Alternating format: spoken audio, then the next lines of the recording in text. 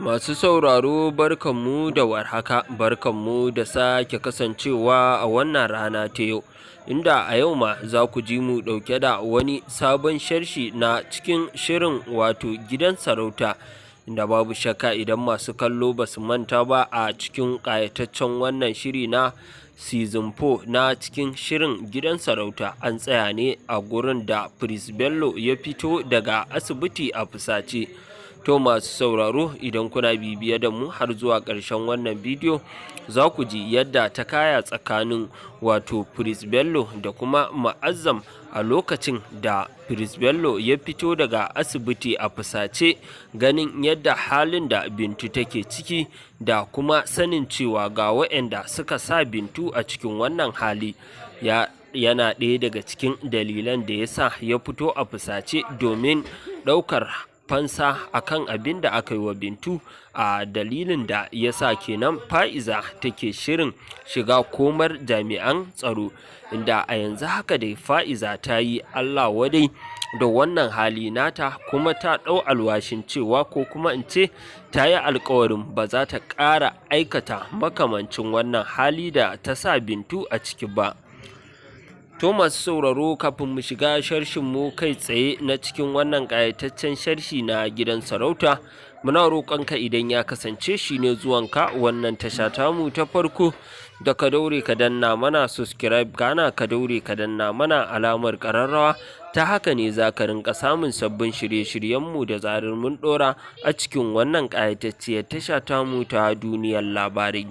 To masu sauraro sai ku gyara zama domin jin cikakkun rahoton nan da muka taho muku da shi na cikin wannan shiri mai suna gidan sarauta.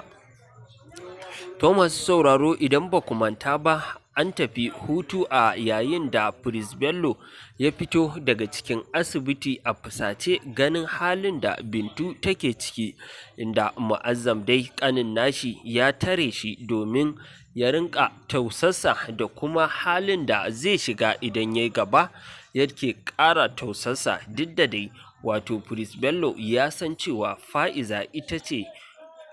ce ta sassala wannan abu da Bintu take ciki, inda a yanzu haka dai Fa'iza ta yi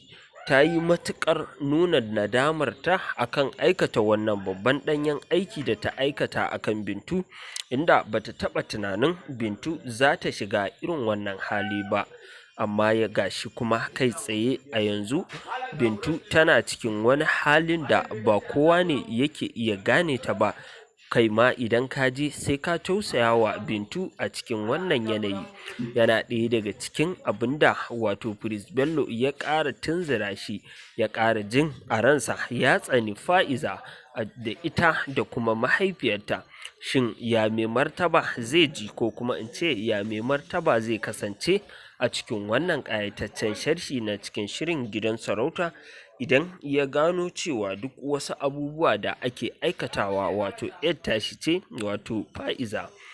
Yana ɗaya daga cikin abin da ya sa mai martaba a yanzu ya karkata ya dawo kan Prince Bello, ya ƙara mayar masa da sarautarsa ta baya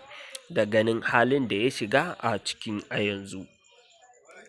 To masu sauraro da haka muka kawo muku ƙarshen wannan ƙayataccen sharshi na cikin shirin gidan sarauta. Muna roƙonka idan ya kasance shi ne zuwanka wannan tasha tamu ta farko da ka daure ka danna mana subscribe, kana ka daure ka danna mana alamar ƙararrawa.